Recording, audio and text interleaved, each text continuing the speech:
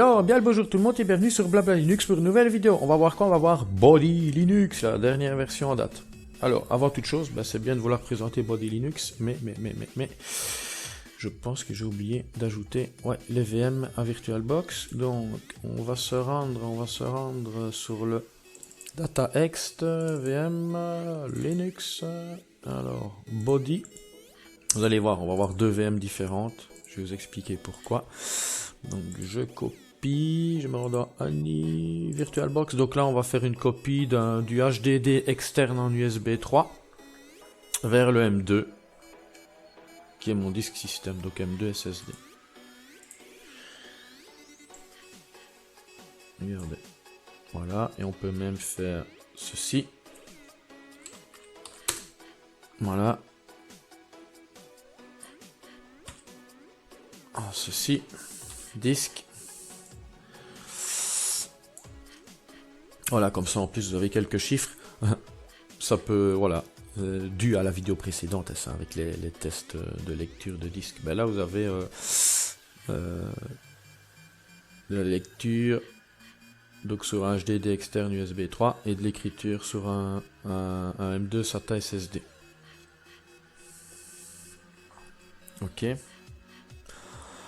On va patienter que ça se termine en douceur, mais sûrement.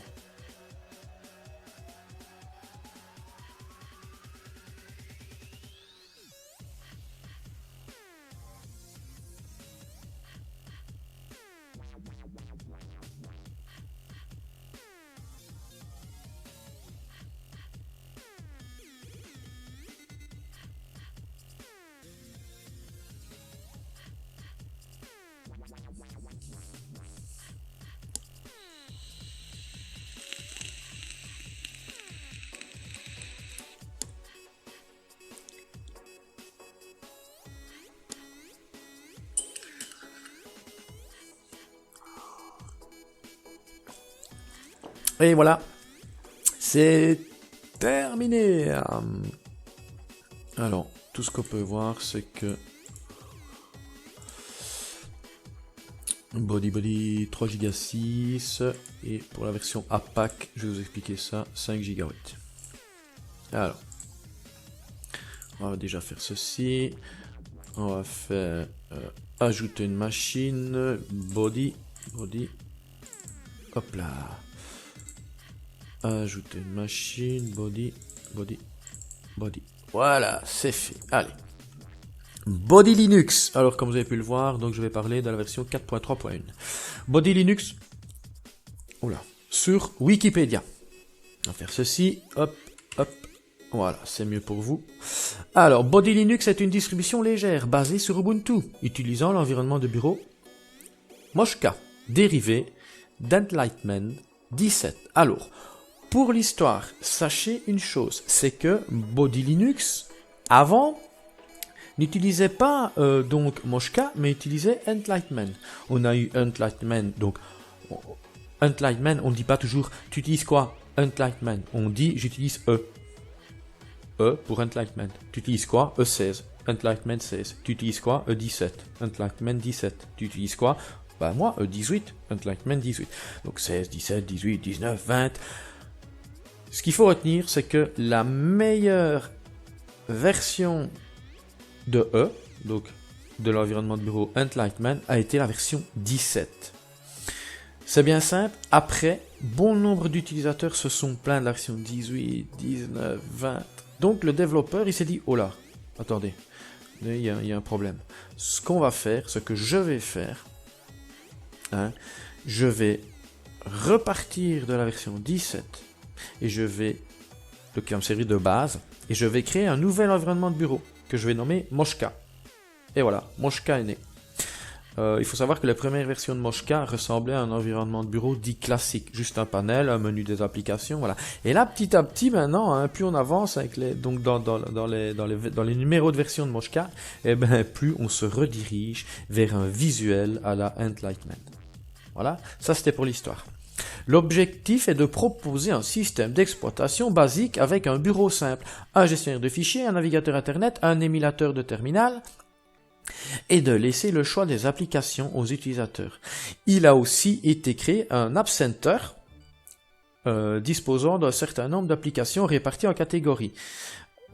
Les applications sont directement installées depuis le site web via Advanced Packaging Tool ou téléchargeables en format .bod. Alors, en plus de l'édition standard de Body Linux pour les processeurs compatibles Intel, il existe aussi une version pour les processeurs architecture ARM. Elle est basée sur une distribution Debian. Donc, ce qu'il faut retenir, c'est que voilà, nous ce serait une base Ubuntu, sauf si vous avez un processeur de type ARM, ben, ce serait une base Debian. Spécification, on s'en fout un peu. Voilà. Donc localisation. Bien que la distribution propose une installation en différentes langues, elle comporte différents manquements pour les utilisateurs qui l'utiliseraient dans une autre langue que l'anglais. L'obligation de paramétrer le choix de localisation après l'installation. Les choix opérés pendant la phase d'installation étant ignorés. C'est vrai. L'absence de traduction des commandes de certains logiciels importants tels que Inkscape, GIMP, Remina.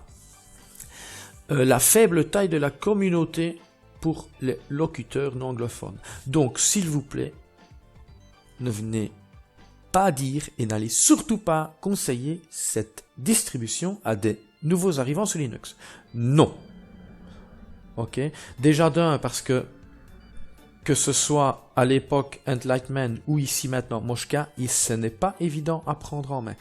Ce type d'environnement de bureau-là, voilà, a ses spécificités propres, sa façon de faire, et c'est pas évident de le prendre en main. Une fois qu'on l'a en main, on l'a en main, mais au début, voilà, on va chier un peu. Ok, alors petite communauté, la traduction n'est pas bonne, mais voilà, donc elle peut pas être proposée à des nouveaux utilisateurs sous Linux ou à monsieur et madame Michu, on peut pas. Ok, mais ça n'enlève rien que pour moi c'est une bonne distribution. Voilà. Alors ce qu'il faut retenir aussi, c'est que Moshka utilise pas mal de petits effets d'animation, donc au niveau du visu, mais c'est pas pour ça qu'il est lourd, loin de là. Hein. On peut pas le comparer à Compis par exemple, ça n'a rien à voir, ça reste sobre, classe, juste ce qu'il faut. Je veux dire par là que même Body Linux, donc avec Moshka, sur une faible configuration, malgré les effets, ça passera, ça tournera bien. Bon, assez blablaté, parce que je vais essayer de pas... Voilà, ça c'est le site officiel. Home. Voilà, je vais vous montrer à quoi ressemblait Moshka à ses débuts. Alors, quand je disais environnement de bureau de type classique, un panel, le menu des applis, quelques lanceurs, la zone de notif visible, invisible, ok, et maintenant voilà à quoi il ressemble. On commence petit à petit à se rediriger vers du Enlightenment, je pense. Mais moi, c'est pas pour me déranger, hein, moi. Le blog, download, ok, alors, regardez. Standard release, c'est l'ISO normal. Et dans Wikipédia était mis que le développeur voulait proposer la base et que l'installation de logiciel, c'est ça l'utilisateur final.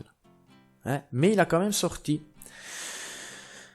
une ISO nommée APAC Release, d'où le nom que j'ai donné ici, donc Body et Body APAC.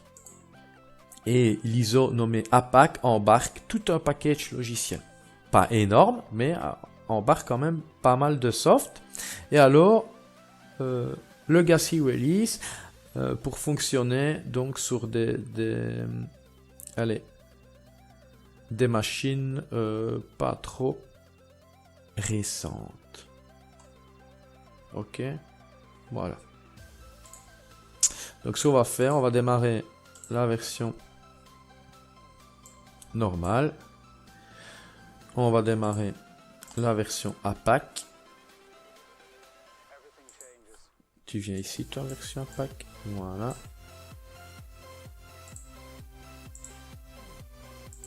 Voilà. Et voilà. Écran de connexion. Je m'authentifie. Je valide par entrée ou Enter. Même chose pour la version APAC. je m'authentifie, je valide par entrée et Enter. Voilà, c'est pas beau, mais si que c'est beau. Alors, on va déjà faire partir ma grosse tronche. Voilà. On va faire un CTRL F. J'ai dit, voilà, j'ai dit, je me suis trompé moi. CTRL F. Voilà. Voilà. Alors.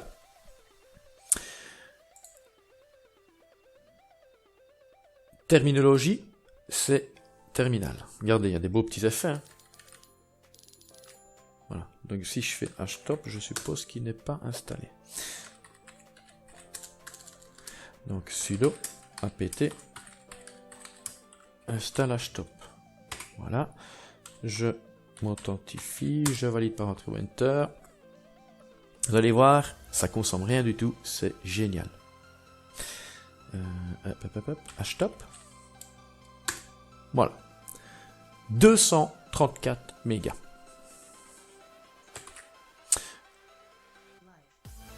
Je vais passer sur l'édition APAC, même chose.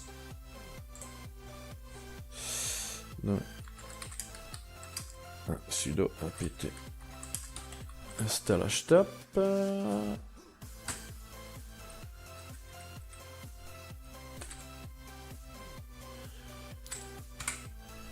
Blabla. Enter.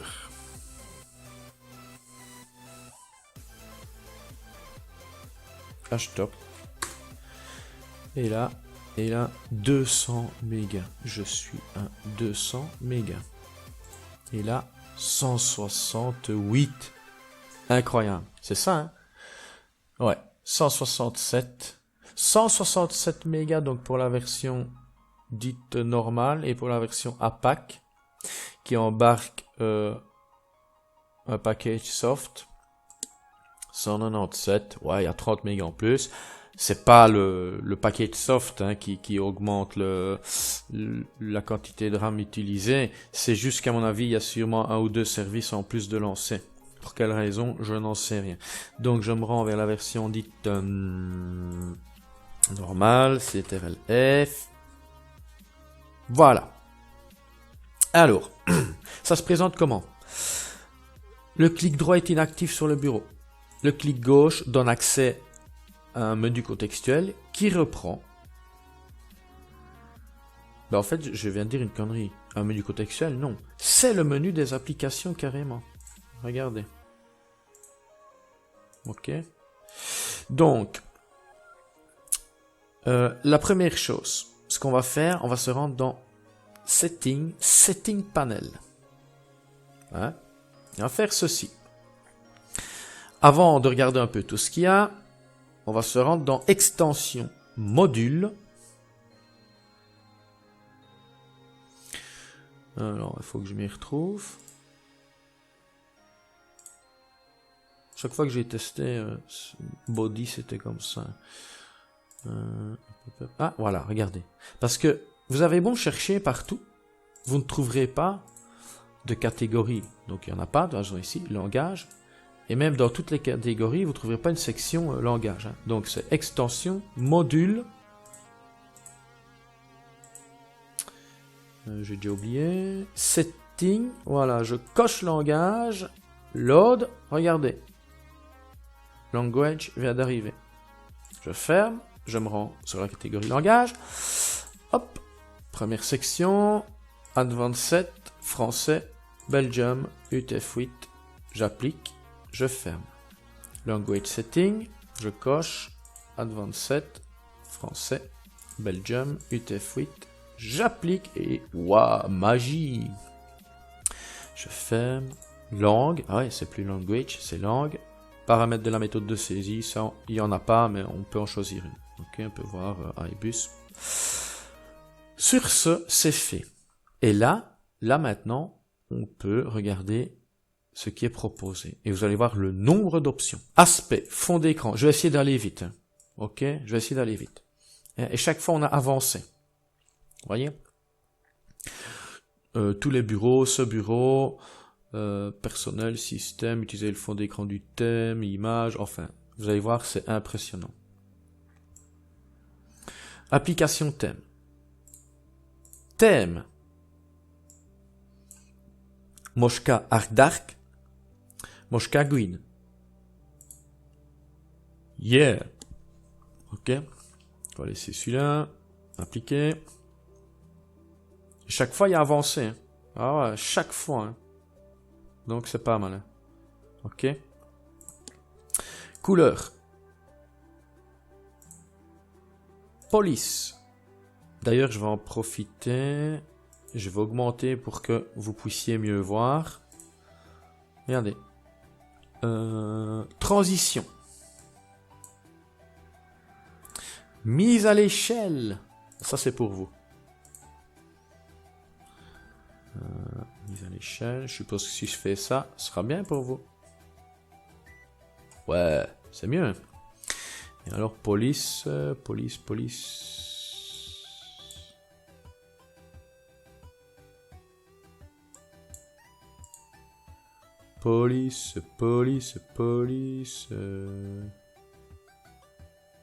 02. Avancer. Fermer. J'ai fait le con. Configuration, panneau de contrôle. Ok, démarrage. Voilà. Alors, appli. Lanceur personnel. Application favorite. Ordre. Alors, application dans l'iBar. Application de l'écran de verrouillage. Application de l'écran déverrouillage. Application à redémarrer.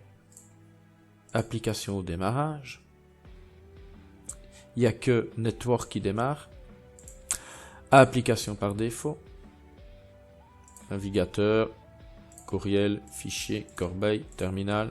Donc terminal, ben, ce sera terminologie hein, qui est ici. Environnement de bureau. Ah, regardez, démarrer les services Genome, démarrer les services K2, on coche, on applique, voilà. Alors, écran, bureau virtuel. Alors, exemple, ben, mais ça, je vais essayer de vous montrer.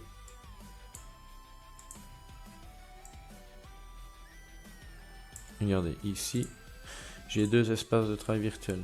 Donc, je fais un bureau virtuel, soit je fais comme ça, j'applique, regardez, vous voyez? Mais moi, on va faire ceci, on va en mettre 4. Voilà. Animation de basculement, soit je fais pane, pour que vous puissiez bien voir l'animation, on va monter à 1 seconde, j'applique.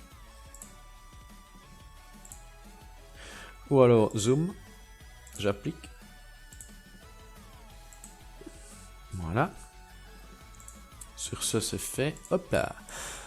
Verrouillage de l'écran. Verrouiller au démarrage, verrouiller dès la mise en veille. Extinction de l'écran. Et regardez, extinction de l'écran. Présentation. Rétroéclairage. Alors, on continue. Entrée.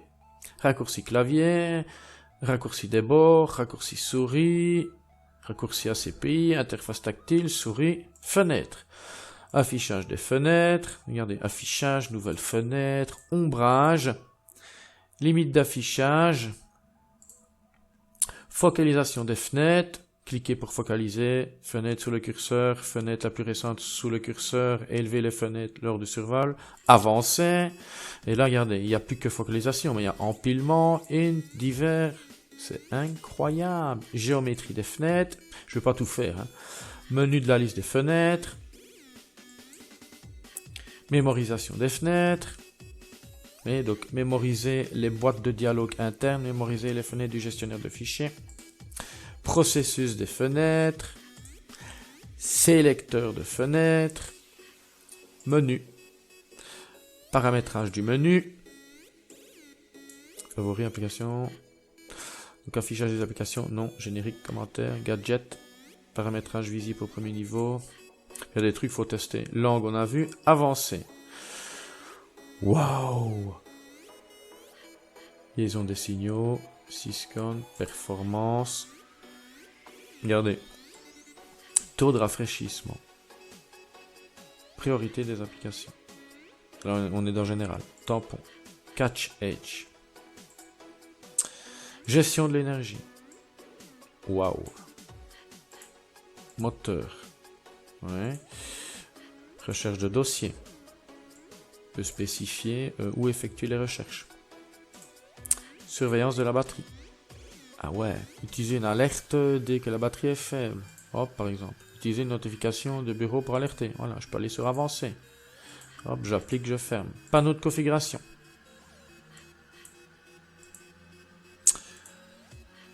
Ok, alors. Configuration. Boîte de dialogue. Et c'est pas fini. Et on y va.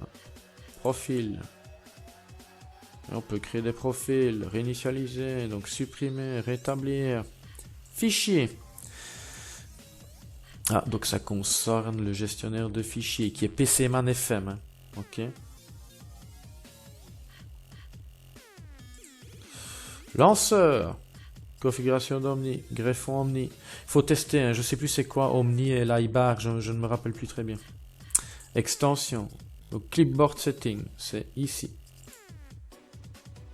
Module, on a vu tout ce qu'on peut activer, désactiver.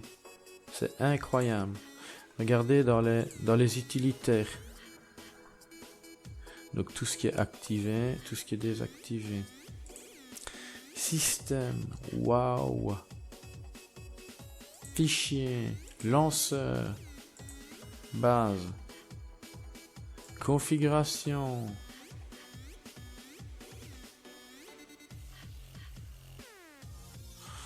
Donc c'est pas mal du tout, hein.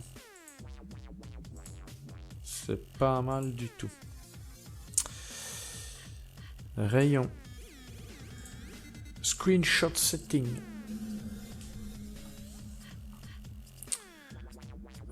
Par exemple, regardez, c'est déjà pas bon.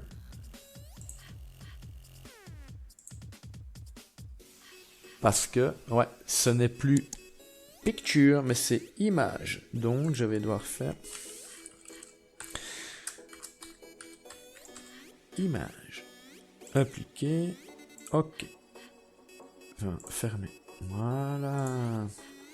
Notification. Miniature des bureaux. Changer de bureau avec la molette de souris.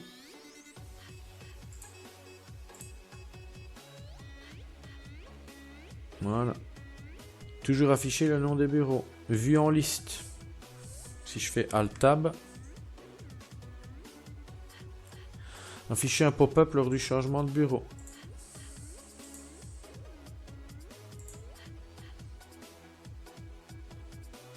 Afficher un pop-up pour les fenêtres urgentes. Avancer. Regardez, général. Pop-up. Fenêtre urgente. Ouais, c'est quand même balèze. Hein. Les gadgets. Calque. Option du fond. Préférences. Arrant Air. Donc pour votre affichage. Hein. Si vous avez un dual screen, 3 écrans, 4. Configuration pour l'élémentaire. Sudo propriété. Network connexion. Ok. Voilà. Ça, de la version dite classique ou de la version APAC, il n'y a pas de changement. C'est au niveau des softs uniquement. D'accord. Donc, si je fais un clic droit sur le bureau, je vous ai dit, c'est mort. Par contre, donc par défaut, un panel. Le menu des applications. Un lanceur raccourci vers Midori, qui est le navigateur web par défaut. La zone des tâches. Alors après, on a un appelé réseau, un appelé son, un appelé presse-papier, un appelé espace de travail virtuel, un appelé heure calendrier, un appelé pour gérer l'extinction, le redémarrage, la mise en veille et tout ça. Voilà. Et un appelé batterie. Sinon, les softs. Qu'avons-nous? Accessoires. iPad. Hein? Préférences. Donc on a vu. Graphisme. Photo. Ou I. Internet. Midori. Voilà. Ah, par contre, il y a un petit bug. si je me mets là. Ah ouais. Ah non, ah, pas mal fait. Yeah. Outil système. Body App Center. Donc si je clique sur Body App Center, voilà, il ouvre une page web grâce à Midori. Il me redirige vers le App Center. Admettons que je voudrais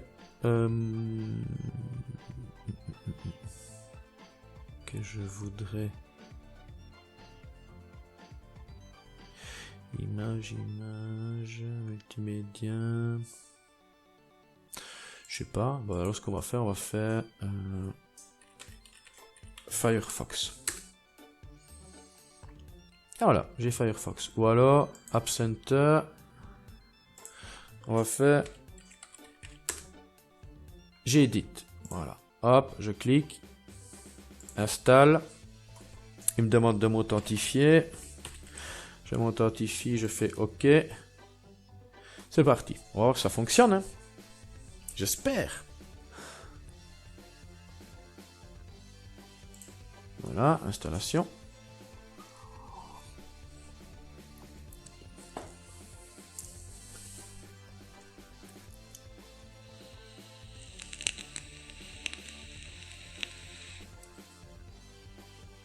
Voilà. Je pense que c'est fait. Close. Menu des applis, applications, accessoires. J'édite. Et voilà. C'est bon. About 3.18.3. Yo. Alors, donc ça c'est fait. Maintenant, ce que j'ai vu, je vais déjà fermer tout mon bordel sur l'écran. Voilà. Ce que j'ai vu, c'est outils système, bodybuilder, donc PCman FM, voilà, hein, vous l'avez vu. Outils système, non merde. Voilà. System updater. Moi j'ai envie de voir si ça fonctionne. Donc je m'authentifie, je valide par entrée ou enter. J'ai envie de voir si l'update upgrade se passe bien. Donc ici l'update. Ok, alors comment ça va? Comment ça va? Select all. Apply. Apparemment c'est tout. Je suis à 322 mégas. 314 mégas utilisés en RAM. Hein. Phénoménal. Les animations se passent bien.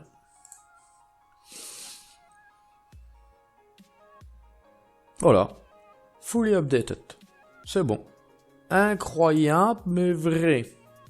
Si jamais, vous pouvez aussi passer par... alors, ce sera peut-être... Attendez.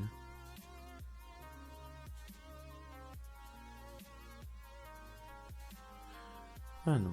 Attendez, je vérifie. Voilà. Et bien, dans la version dite classique, on n'a pas Synaptic d'installer. Tandis que dans la version APAC, oui, vous allez voir. Je vois ici capture d'écran, on va voir. Hop.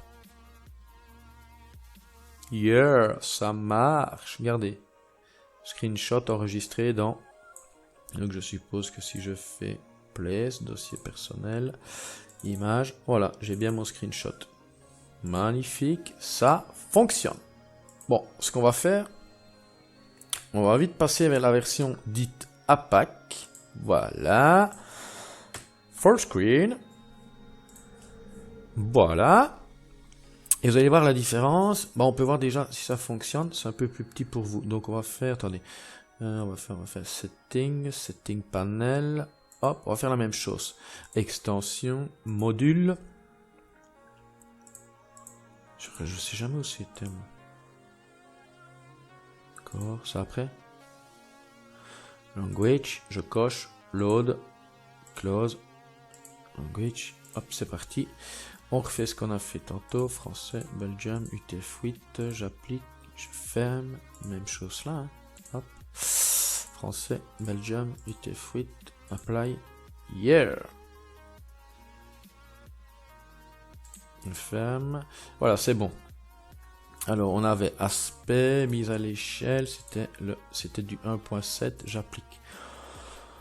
Voilà, c'est mieux. Alors, c'est mieux, c'est mieux, c'est mieux. On peut peut-être se faire plaisir aussi, genre, hop, configuration, thème.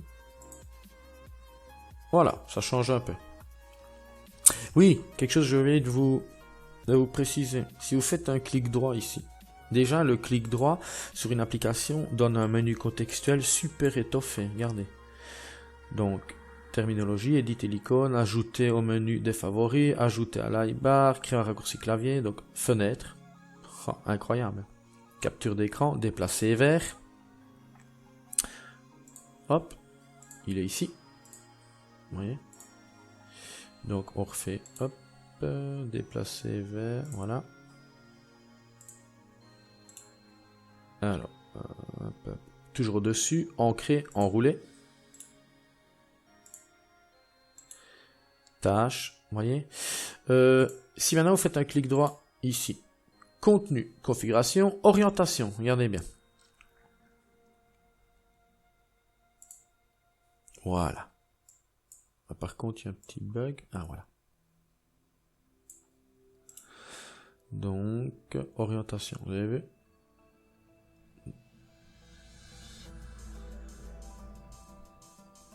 Ou configuration, voilà, regardez. Empilement, position.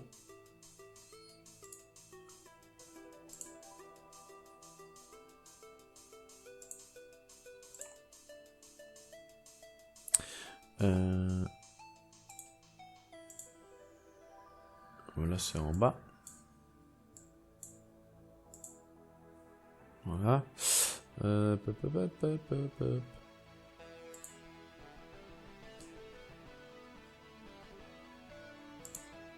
À droite. À gauche. On va mettre au-dessus. Voilà. Et donc ça fonctionne bien. Donc orientation, masqué automatiquement. Yeah.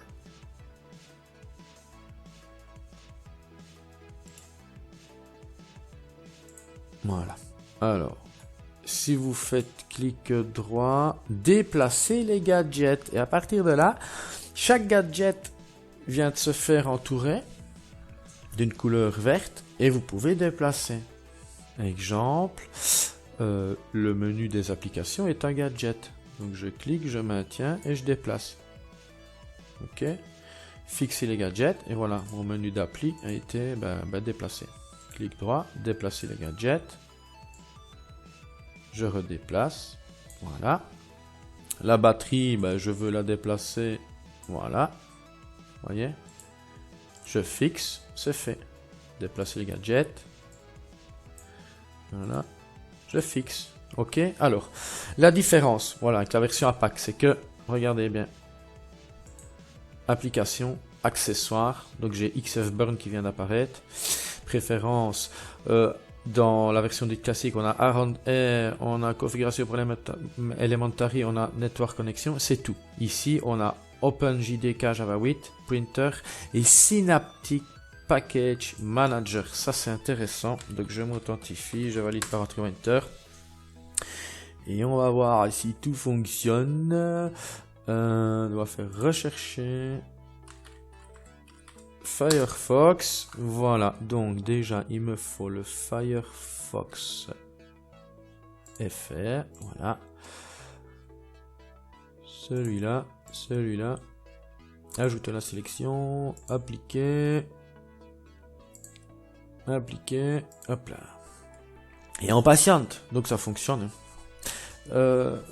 Franchement, il y a eu du boulot de fait quand même, ouais, il y a eu du boulot de fait, ça fonctionne très bien. Voilà, quelques petits soucis au niveau du franglais. Enfin, beaucoup. Mais bon, moi perso, je m'en passe. À vous de voir si vous savez faire la même chose.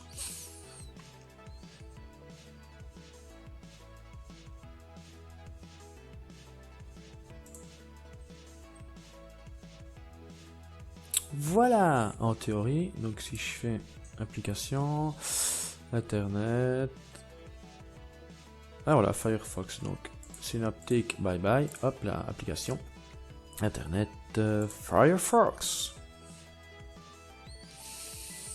Et voilà. Et nous sommes en version 55.0.2. Yeah. Et on va voir si tout fonctionne bien. YouTube.com. Voilà. YouTube. YouTube. Donc, on recommence. Parce que YouTube, ouais, je crois pas que ça va le faire. Et voilà. Blabla Linux.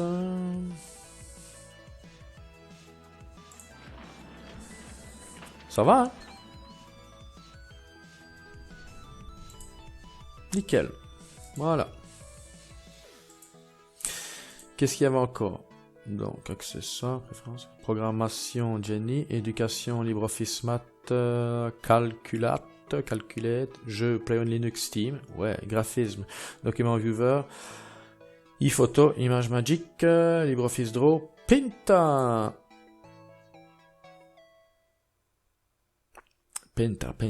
Attendez, puis j'essaye quelque chose.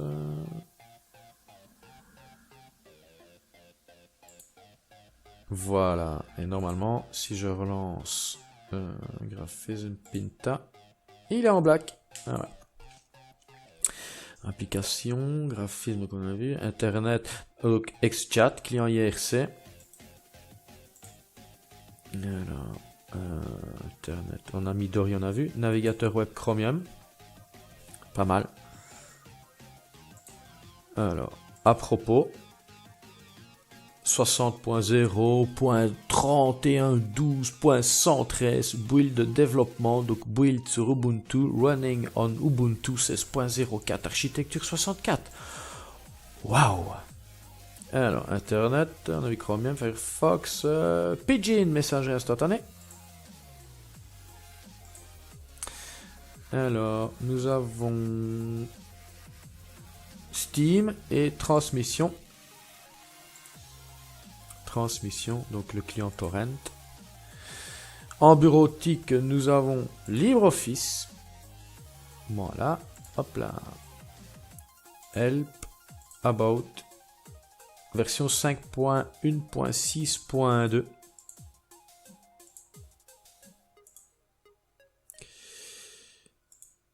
Alors, on continue. Son et vidéo, lecteur multimédia VLC. En version 2.2.2. 2.2.2 Razorwax. OpenShot Video Editor. Voilà. Pourquoi pas. Est-ce que je suis XFburn, bureautique, on a vu. Outils système.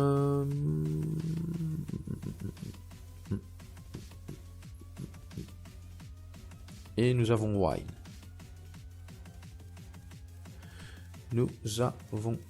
Ben voilà, je pense que j'ai fait le tour. Je pense. Hein. Donc ici, nous avons la version APAC. Et ici, où est-ce que je suis moi? La version... Attendez, je cherche. Hop là. Donc fermé. Fermé. Fermé. Fermé. Voilà. Et alors si je fais hop, application, accessoires.